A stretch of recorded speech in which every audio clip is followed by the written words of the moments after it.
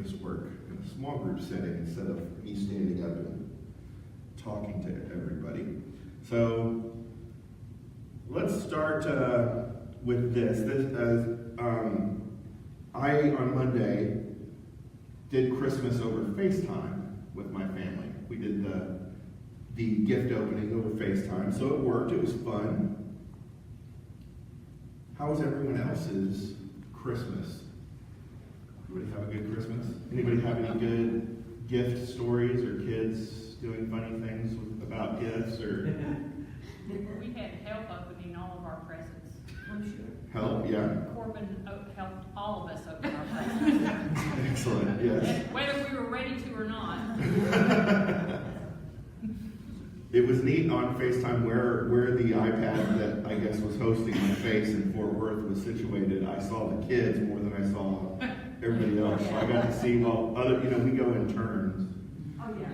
And so I got to see the kids playing with whatever they had just opened instead of paying attention.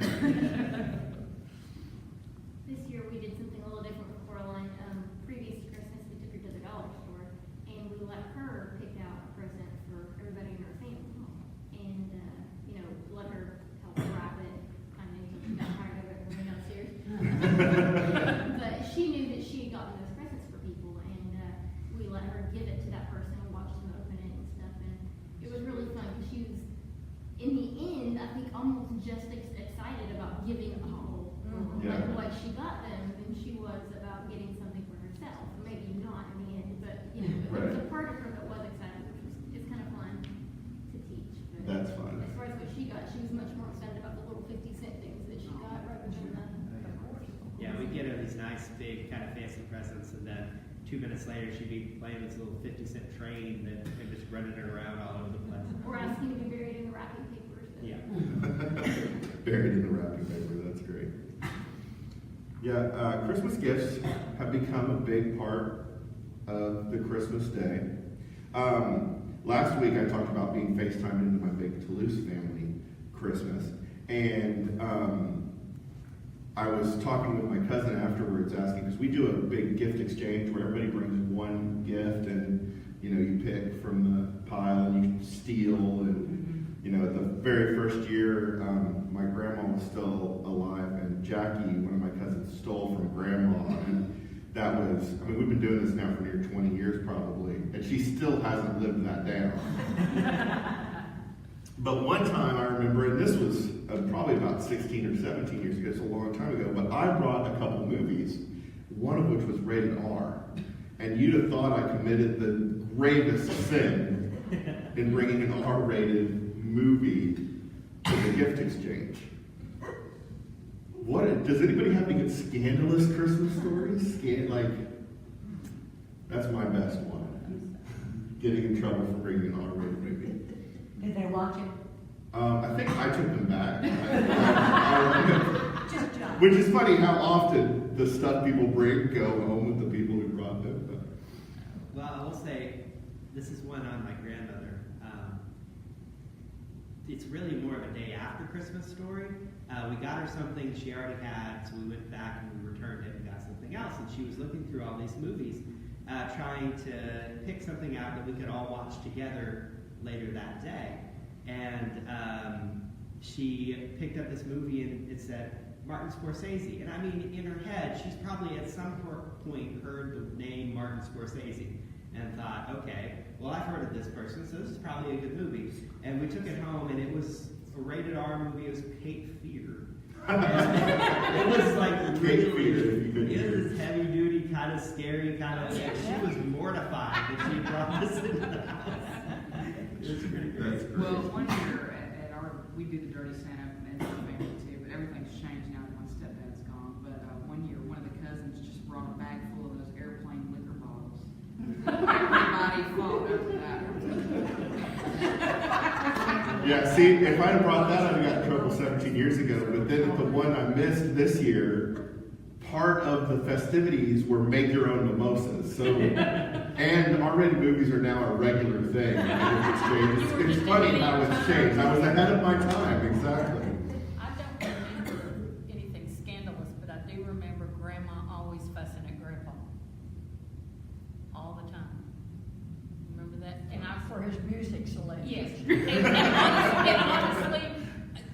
reason I thought about this, because the other day on the radio as I'm driving to work, they're talking about Boxcar Willie.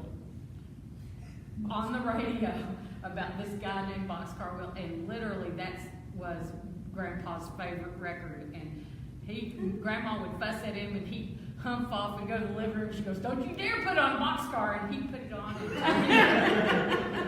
and she'd be in there just mad.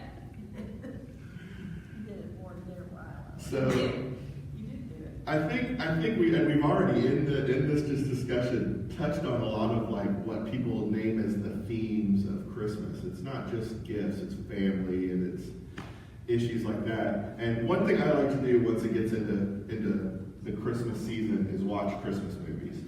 And so for the last few weeks, I've pretty much one a day at least watched somewhere in there some crazy Christmas movie.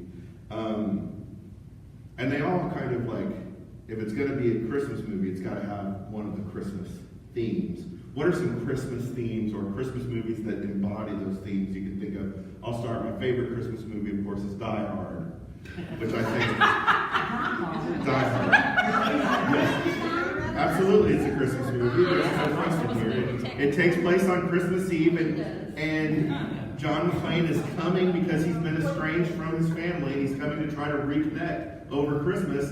But there's a terrorist organization trying to take over his wife's office Christmas party. And so he's got to stop it so that he can reunite with his family. It's as Christmas as it gets. The theme of family.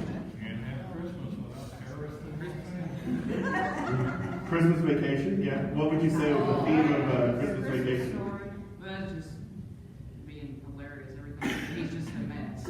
Everything he does Yeah. is a mess. And he's trying to give his family the perfect Christmas, right? It's just a Trying- disaster. And of course it doesn't work. And his little persistence in there through disaster. Yeah, that's true. That's true. He never gives up on giving up until the moment when he does give up, when the perfect Christmas is finally delivered at the end. Spoiler alert. Any others? I heard somebody say It's a wonderful It's a Wonderful Life. It's not Yeah. Christmas till I've seen that. Yeah. Wonderful life. And now he realizes You got Elf. What his worth is, yes. Yeah. Christmas Carol is one I love. Christmas Carol, Oh, yeah. absolutely. Carol, yeah. Yeah, I think Christmas Carol and It's a Wonderful Life play into the kind of theme, the larger themes of what we as Christians try to think about Christmas too. With like, It's a Wonderful Life, the poor and the disadvantaged, same in Christmas Carol, and taking care of those people, caring about others. I think Elf is one, because I watched Elf this year, and I watched the Santa Claus movies with Tim Allen.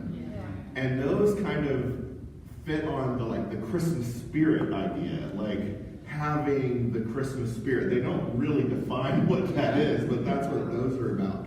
Having the Christmas spirit. I like that. And of course, one of my other favorites is the theme is getting an official Red Ryder carbine action 200 shot range model air rifle.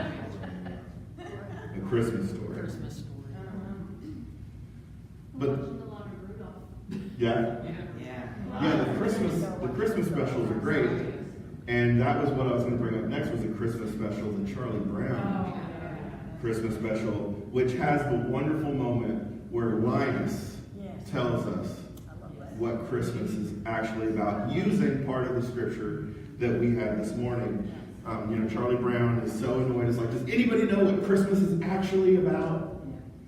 And then Linus gets up there and reads the scripture we heard this morning. I love that one.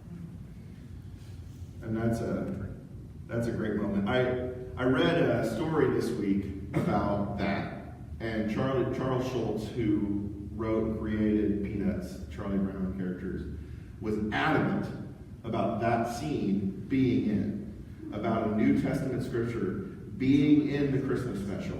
And the executives were really nervous about it.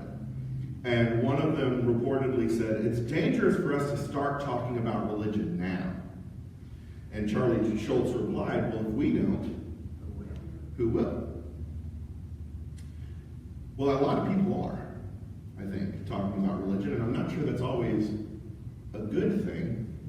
We, especially this time of year, hear from a lot of Christians about the war on Christmas. You all heard about the war on Christmas? Apparently, we can't say Merry Christmas anymore, which I don't really know who's not allowed to say Merry Christmas, but apparently that's a thing. And I think sometimes because some companies and stuff will say Happy Holidays because they're trying to be cognizant of the fact that not everyone celebrates Christmas or is even Christian. And there are other major holidays during this time of year for other religions. So if you say Happy Holidays, you're kind of hitting everything. You have a better shot of not, misunderstanding what somebody's religion is, or it's just a safer bet, I guess.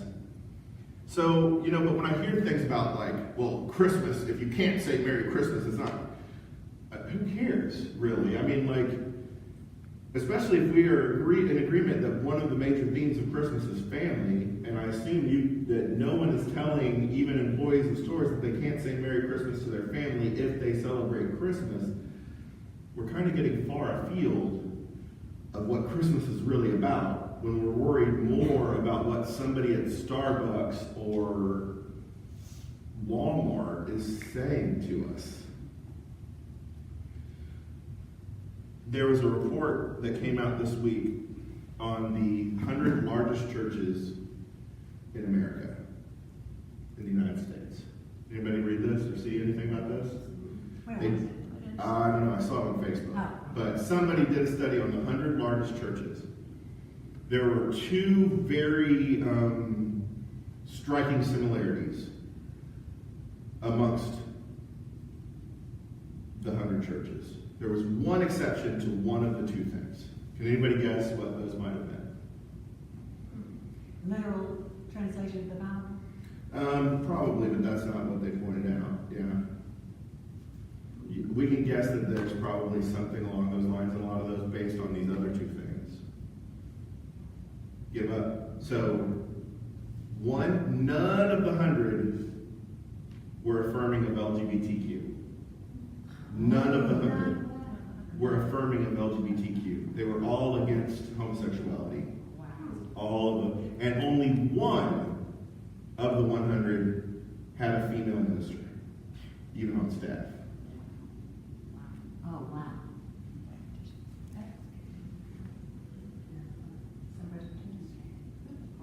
So, 100 largest churches, none are LGBTQ friendly, and only one had a female minister. So that makes me wonder, especially on a Sunday when we're really light, of course, I think there's a pretty good reason for that. I didn't want to get out of bed this morning. Which is more important? Worrying about being a large church, worrying about numbers, or the actual gospel message, no matter how scandalous or controversial that message might be. To me, the gospel is more important than being one of the 100 largest churches. Because the gospel message is scandalous. It is controversial when you really look at it. And Christmas is about God's scandalous gift to us. The scripture lesson that we heard this morning from Luke. Who is Jesus given to us through? Who is the gift of Jesus first given to? Jews. Jews? Well, but specifically who? Mary. Right? Mary and Joseph. So you have a poor, young, vulnerable family that are being forced by a government to have to leave their home and travel in order to be counted. Harsh conditions, long distances, while pregnant, while on the verge of giving birth, having to travel this long distance. And then, who were the first to hear about it? You answered that second one. Yeah, the shepherds. Now, I don't know how much, shepherds have kind of been romanticized in large part due to the Gospel of Luke, probably. Shepherds have been romanticized. Let me tell you, in that time, no one wanted to hang out with shepherds. Did you notice that the scripture says the shepherds living in their fields? Yeah, because nobody would let them in the house. They smelled like sheep. They smelled dirty and terrible. They literally lived in their fields. These were the lowest of the low. And yet it's to them that the angels appear and announce this glorious news. And did you notice who the angels announced that this news was for? For all people. So the first to hear this news for all people were dirty, lowly shepherds. Instead of the royalty or the powerful or the elite, which you might think would be the first to hear this news. But let's be honest, if the royalty or the powerful or the elite heard this news first, would it ever get to the shepherds? Probably not. Probably not. So God delivers this gift in a way that isn't the way that we think the world normally works. It's good news for all people. And so God makes sure that all people hear it by starting with the lowest. But it often gets taken by the powerful and by the elite and by the privileged. I mean, is there anything more privileged than saying, how dare this store employee not say Merry Christmas to me? And privilege is literally the very last thing that we should be talking about or concerned with at Christmas. For all people. So, I saw a tweet storm this week, a threaded Twitter thing. I've talked about threads on Twitter before, so hopefully you have a basic idea of what that is. That was pretty interesting. So I'm going to just read a little bit. His name is Reverend Daniel. I don't know who he really is, but I follow him on Twitter. And he saw a Bible for boys. We're close enough that I can probably show you the picture. It says on it, finally, a Bible just for boys. And so he gets a little sarcastic and says, yes, finally, a Bible for boys, because prior to this, the Bible has been so focused on women. You know, with all those queens ruling Israel, female prophets and apostles teaching and writing letters, and don't forget our mother sending her daughter to save us. But he says, any Bible that has just for written on its packaging is being published by a company that has entirely missed the point of the scriptures. The angel said, I bring you good tidings of great joy, which will be for all people. But very intentionally brought it first to those who were on the lowest rung of the social ladder, starting with the girl. God was making a point, and we missed it for over 2,000 years. I can accept children's Bibles, he says, and even Bibles for teens, with commentary directed at specific age groups, helping them understand and apply Scripture, but I don't see any need for gender specificity. I'll get it there eventually. And then he says, it's the finally and the just that bother me most. Finally, because it suggests boys have been underprivileged in Judaism and Christianity. They haven't. And just because it's so exclusive. Like a girl isn't even allowed to open it, which for too long was the case.